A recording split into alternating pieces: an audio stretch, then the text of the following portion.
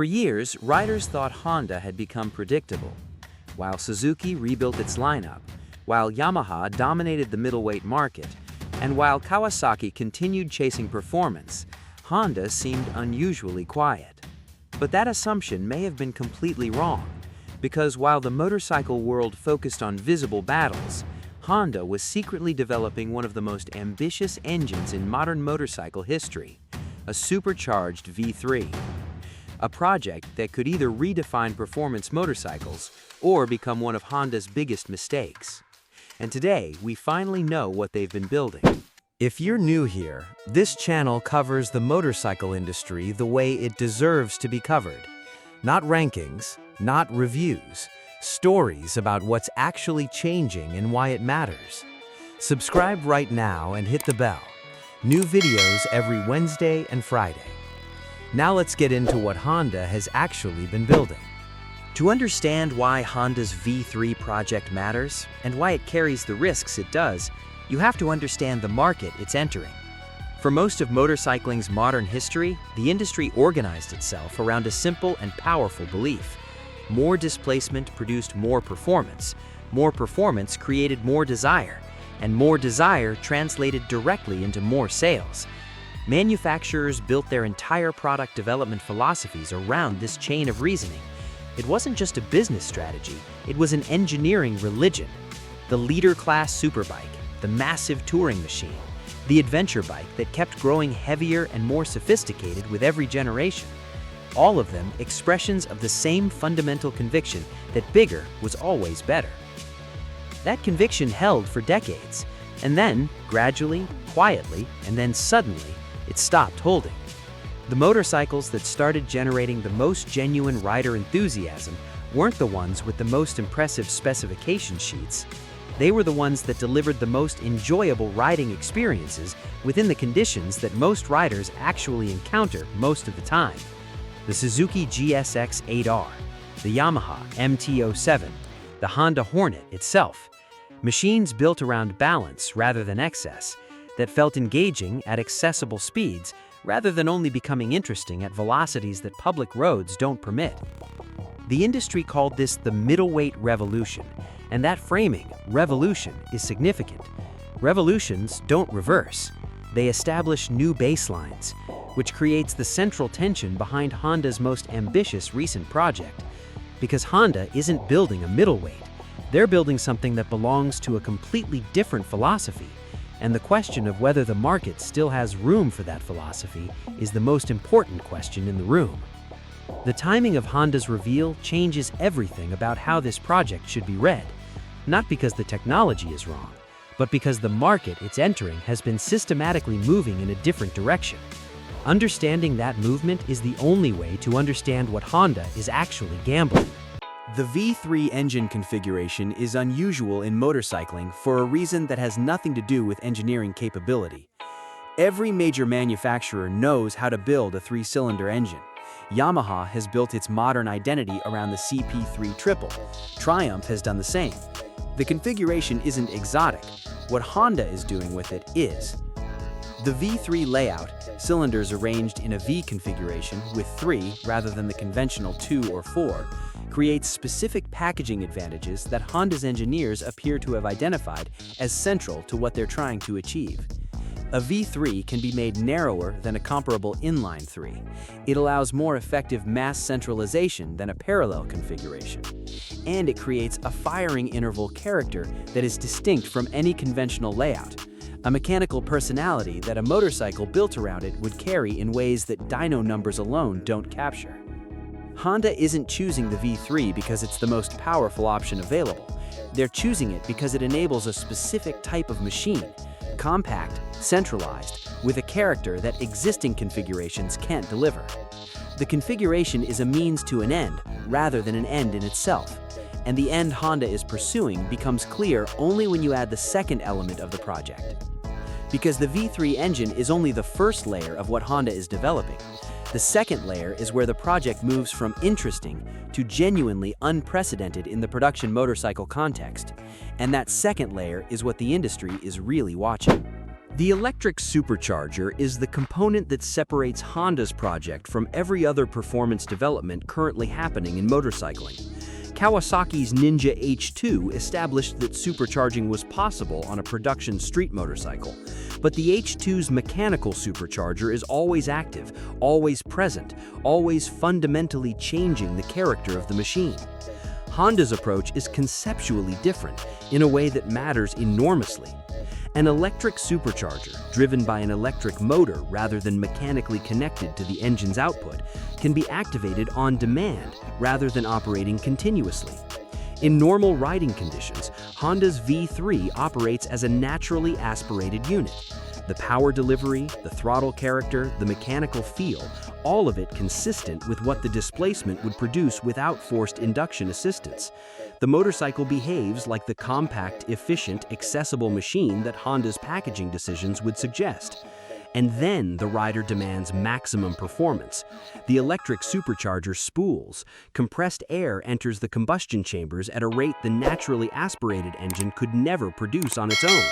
And the motorcycle's character transforms, not gradually, not predictably, but in the kind of exponential way that demands physical adaptation from the rider. The technical term for what Honda is describing is a variable performance envelope, two distinct operating states rather than one continuous performance curve, and the transition between them managed entirely by Honda's electronics. This is genuinely new. Not new in the sense of incremental improvement, new in the sense that no production motorcycle has operated this way. The H2 is always a supercharged motorcycle. Honda is attempting to build a motorcycle that is sometimes naturally aspirated and sometimes something considerably more extreme, with the rider and Honda systems determining which version shows up at any given moment. The patent filings confirm the direction. What they can't confirm is whether the market is ready for the destination. Here is where the story becomes genuinely complicated, and where Honda's most dangerous gamble reveals itself fully. The engineering ambition behind the V3 electric supercharger project is extraordinary. The technical challenges involved, managing thermal loads across two operating states, ensuring reliability across a production motorcycle's expected lifespan, integrating on-demand boost with Honda's existing electronics architecture, are formidable. Honda has the engineering resources to solve those challenges. That isn't in question. What is in question is whether the market the project is entering still values what the project is designed to deliver. Look at what has been succeeding in the current market. The GSX-8R succeeds because it delivers sport bike character without sport bike demands. The MT-07 succeeds because it makes 75 horsepower feel like exactly the right amount, rather than a compromise. The Honda Hornet, Honda's own most commercially successful recent naked bike, succeeds because it found the sweet spot between genuine performance and genuine accessibility. None of these machines are technically sophisticated in the way Honda's V3 project is sophisticated. Their sophistication is in the clarity of their purpose and the honesty of their execution. There is a coherent argument that the motorcycle market has spent the last several years moving systematically away from the value proposition Honda's V3 project represents. The variable performance envelope requires a rider who wants two different motorcycles in one. But the market signal from middleweight success stories suggests that what most riders actually want is one very good motorcycle rather than two personalities they switch between. Complexity that serves a clear rider need is valuable. Complexity that answers a question the rider wasn't asking is a liability. History is full of brilliant engineering that failed commercially, not because the engineering was flawed, but because the market wasn't asking the question the engineering answered. Honda's own history contains these examples alongside the revolutionary successes that defined the company. The difference between a transformation and a technical curiosity is often less about engineering quality than whether the specific problem being solved corresponds to something riders are actually experiencing as a problem. And right now, the most commercially successful motorcycles in the world are solving problems of accessibility and engagement, not problems of maximum performance delivery. What makes this project Honda's most dangerous gamble isn't the engineering risk, it's the strategic risk. And it operates on two levels that compound each other in ways that make simple analysis insufficient. The first level is competitive positioning. Honda occupies a specific role in the motorcycle market that their competitors rely on as much as their customers do. Honda is the stable center around which the rest of the industry orbits, the brand that provides the reliability baseline against which Yamaha's emotional intensity, Kawasaki's performance extremism, and Suzuki's value proposition are all measured.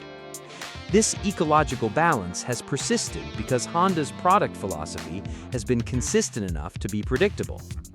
A Honda that produces genuinely transformative and genuinely complex performance technology is a different kind of competitor than the Honda the industry has organized itself around. It potentially disrupts relationships that extend beyond rider preferences into dealer networks, insurance markets, and the broader perception infrastructure that Honda's market position depends on. The second level is timing. The motorcycle market's move toward accessible middleweights isn't a temporary correction. It's a demographic and cultural shift driven by changes in how riders relate to motorcycles and what role motorcycles play in their lives. A generation of riders that grew up choosing motorcycles based on real-world enjoyment rather than maximum performance aspiration doesn't reverse that preference when a technically impressive new platform arrives. They evaluate the new platform against their existing preference framework, and a variable performance envelope, however elegantly engineered, may struggle to win that evaluation, even if it wins every technical comparison with existing machines. The combined effect of these two strategic pressures creates a scenario that Honda's engineering team almost certainly modeled, but cannot fully control. A commercially successful launch that performs below the projections required to justify the development investment is still a failure in the resource allocation sense. And in an industry where platform development costs are increasingly significant relative to the addressable market for premium performance machines, the gap between technical success and commercial success has consequences that extend beyond the project itself, influencing future investment decisions, product priorities, and the organizational confidence that makes ambitious projects possible. What Honda is really betting on is that the market they're building for exists at the scale they need it to exist. The accessible middleweight trend hasn't eliminated high-performance motorcycle buyers. It's created a divergence, a market that now has a very healthy center and a premium extreme. Honda needs the premium extreme to be large enough. Right now, nobody outside Honda's product planning department knows whether it is. There are several ways this story could end, and none of them are simple enough to predict confidently. In the first scenario, Honda's timing is correct in ways that aren't fully visible yet. The accessible middleweight trend represents a necessary correction to previous excesses rather than a permanent redefinition of what performance-oriented riders want. As the middle of the market consolidates around competent, accessible machines, a space opens at the top for genuinely transformative technology that delivers something those machines fundamentally cannot. The V3 electric supercharger occupies that space alone, not competing with the MT-07 or the GSX-8R, but defining an entirely new category above them that riders who've already found accessibility begin seeking once they've mastered it. Honda creates the next performance frontier rather than competing on the previous one. The gamble pays off, and the industry reorganizes itself around Honda's vision. In the second scenario, Honda's technical innovation arrives exactly when the market least needs it. The middleweight revolution proves to be the dominant organizing principle of motorcycle purchasing for the foreseeable future, not a temporary preference, but a lasting reorientation of what riders value. The V3 project generates significant industry attention, premium pricing, and loyal ownership among a passionate but numerically small community. It becomes a technological showcase rather than a commercial cornerstone. Honda recoups some development investment through licensing and technology transfer, but the project's legacy is as evidence of the gap between what Honda wanted riders to want and what riders actually wanted. In the third scenario, perhaps the most historically plausible given Honda's pattern of technology investment, the project succeeds not in the form originally conceived, but as the foundation for something more broadly applicable.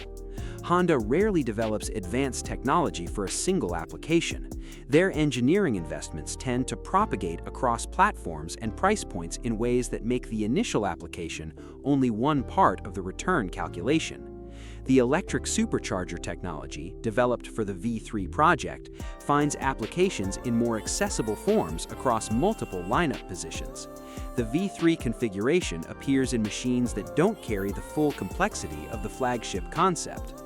Honda's investment produces returns that aren't visible at the original project's launch point, but compound across model years and market segments. The bet pays off slowly, and in retrospect, the V3 project is remembered less as a specific motorcycle and more as the technical foundation that enabled Honda's next decade of products. Which scenario plays out depends on variables that neither Honda's engineers nor the industry's analysts can fully predict, because those variables ultimately live in the preferences and purchasing decisions of riders who haven't seen the final product yet. The motorcycle industry has learned repeatedly that prediction is dangerous and surprise is inevitable. What can be said with confidence is that Honda has committed to a direction. The investment is real, the engineering is genuine, and the outcome will tell the industry something important about where the premium performance market actually is in 2026. Not where manufacturers assumed it would be, but where it actually went while everyone was watching the middleweight revolution happen. Honda has been spending decades being the most powerful company in the motorcycle industry by being the most reliable manufacturer of what riders consistently want. That consistency created the dominance, and that dominance created the confidence to make a bet like this one. Because that's what the V3 electric supercharger project ultimately is. Not just an engineering program, a bet. A deliberate, carefully considered, enormously resourced bet about the future of motorcycle performance. A bet that the market's current preference for accessible simplicity will coexist with genuine demand for transformative performance technology. A bet that there is room in the industry's next chapter for both the honest middleweight and the sophisticated high-performance machine. The riders who will determine which category this project falls into aren't the engineers who built it. They're the people who will stand in a Honda dealership sometime in the near future and decide whether what Honda built answers the question they're actually asking. Those riders are making their preferences known every month through the machines they currently choose. And those machines, the accessible, the balanced, the honest, are sending a message that Honda has heard but chosen to challenge rather than accept. Honda has chosen its vision of the future. The engineering is committed. The project is real. The only question that remains, the only question that has ever mattered, is whether the motorcycle world of 2026 will choose it too. If this video made you think differently about where Honda is heading, subscribe right now. This is the kind of story this channel exists to tell. Not rankings, not reviews. The decisions, risks, and industry shifts that determine what motorcycles look like 5 years from now. Hit subscribe, hit the bell, and drop your answer in the comments. Is Honda building the future or building ahead of it? The next video is already in production.